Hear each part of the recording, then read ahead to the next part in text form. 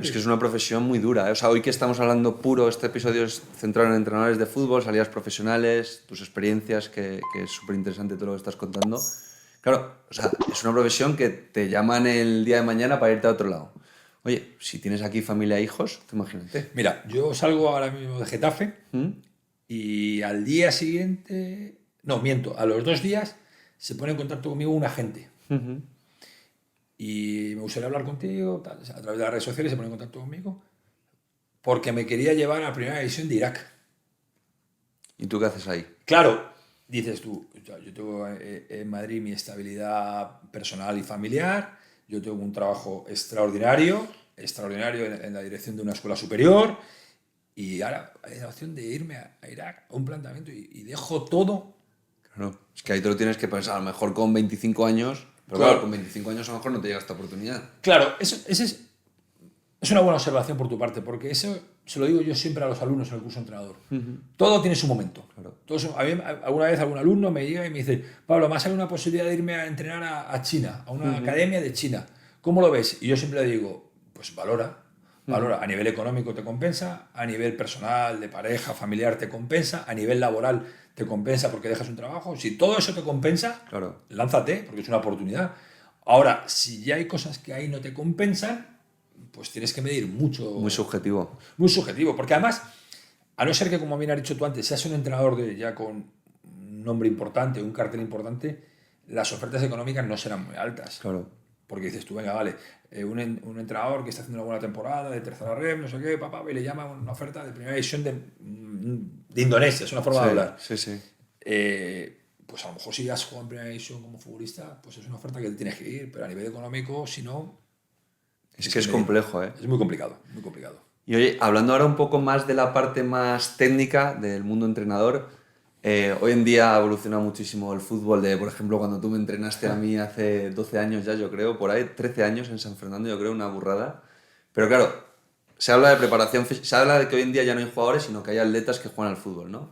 Preparación física, técnica, táctica, la parte mental. ¿Tú para ti hoy en día qué es lo más importante o cómo trabajas tú actualmente con tus equipos en esta última experiencia con el juvenil de Getafe?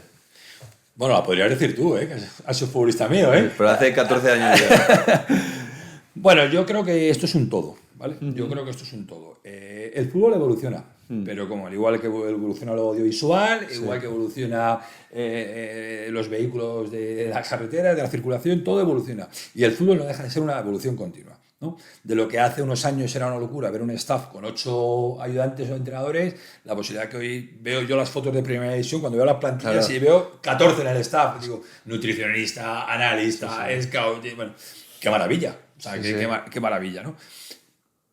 ¿Cuál es la situación? Que ahora dices tú, y yo como primer entrenador, ¿cuál es mi papel? A nivel táctico, a nivel técnico, a nivel físico, a nivel emocional. ¿Cuál es mi papel? Pues yo creo que tú eres ahí el director de la orquesta. Tú eres el director de la orquesta. Sí creo que el entrenador siempre tiene que estar agarrando al equipo. Creo que hay que delegar muchísimo en tus ayudantes, muchísimo, y sobre todo si está gente preparada, que la está, hay mucha gente preparada, pero al final la cabeza visible eres tú. Eres tú. Entonces, a mí me parece fantástico delegar en todo, pero al final el que toma las decisiones eres tú, porque al final el que te van a echar es a ti. Entonces, yo creo que hay que tomar decisiones. Para mí es muy importante el apartado táctico y el apartado emocional. Para mí es muy importante. Para mí la gestión del vestuario, la gestión de equipo, la gestión de persona, la gestión del futbolista, me parece muy importante. Muy, muy importante.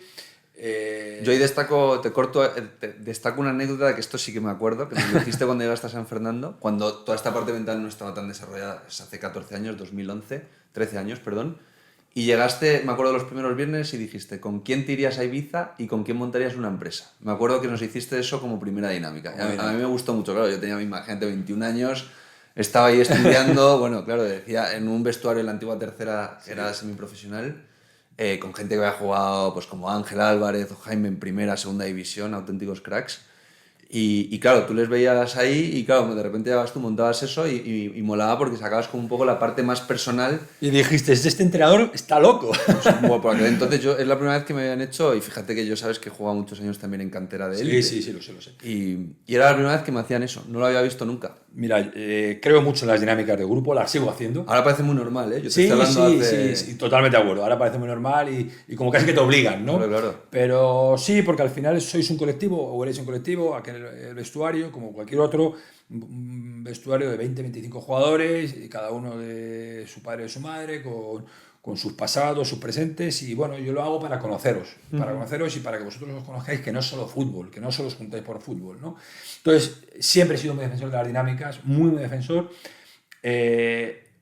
Me acuerdo de un amigo que tenemos en común, tú y yo, que es Manu Alcázar, que Manu siempre me decía, es que yo hablo de ti y todo el mundo me dice, es que lleva el vestuario, tiene una gestión de vestuario, lleva fenomenal al futbolista, le encanta controlar las emociones al futbolista, y me decía Manu, y a mí me da rabia, porque decía Manu, porque tácticamente eres muy bueno, pero ¿por qué todo el mundo habla de esa parte? Bueno, pues a lo mejor es por lo que al futbolista le ha llegado, ¿no? Es lo que se acuerda a lo mejor. Claro, es lo que más ha llegado, más que si un día ha salido con 3 atrás o con 2 o... Tú pondrías esos dos focos, mental y táctica, para ti. Yo por encima de todo, Alex, meto la persona.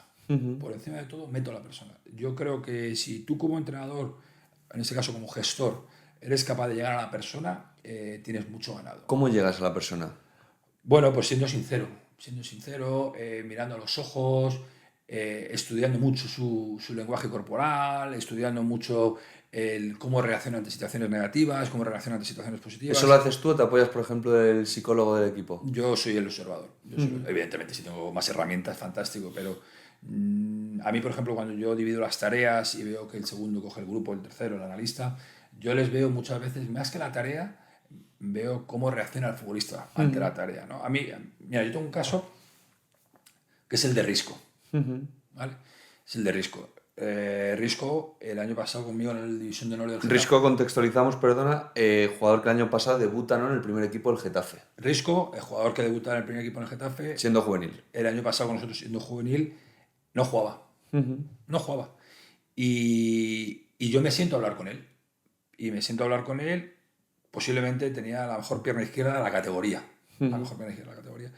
Y me siento a hablar con él, hago pública esta conversación porque él lo sabe y es una cosa entre nosotros que siempre que la expongo muestro la realidad.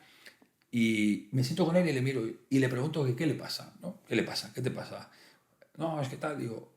Y le soy muy sincero porque le digo, Alberto, bueno, la gente le conoce como Risco, yo como Albert. Digo, Albert, posiblemente eres el mejor jugador de esta categoría. Posiblemente. Ni jugadores del Madrid ni del Valladolid ni del Madrid. Tienes el talento mayor de esta categoría. Pero no quieres.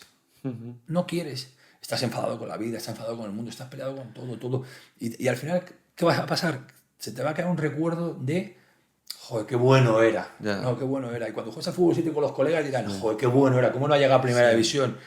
Todo depende de ti, le dije, todo depende de ti. Si tú quieres, terminas siendo el mejor jugador aquí. Y si tú quieres, terminas en primera división. Pero todo tienes que querer tú. Tú, si de verdad te lo crees. Si no te lo crees, no tenemos nada que hacer. Dentro de 3-4 años dirás, estoy jugando aquí en preferente con los colegas y tal, cuando has podido vivir de esto. Pero todo depende de ti, si tú quieres. Él cambió el chip de manera tan radical, que empezó a entrenar a una intensidad, a una agresividad deportiva, que me decía mis ayudantes, ¿y este Risco? ¿Pero qué le has dicho? Digo, yo le he dicho que lo que quiere en el futuro depende solo de él y que depende de su cabeza. Si los pies que tiene los junte con su talento y su capacidad, bueno, pues a las 3 semanas, 4 semanas entrena con el primer equipo, juega con el primer equipo, debuta con el primer equipo y empieza a jugar partidos con el primer equipo y futbolista de primera división. ¿Eso depende de mí? No, depende de él, que él es el talento.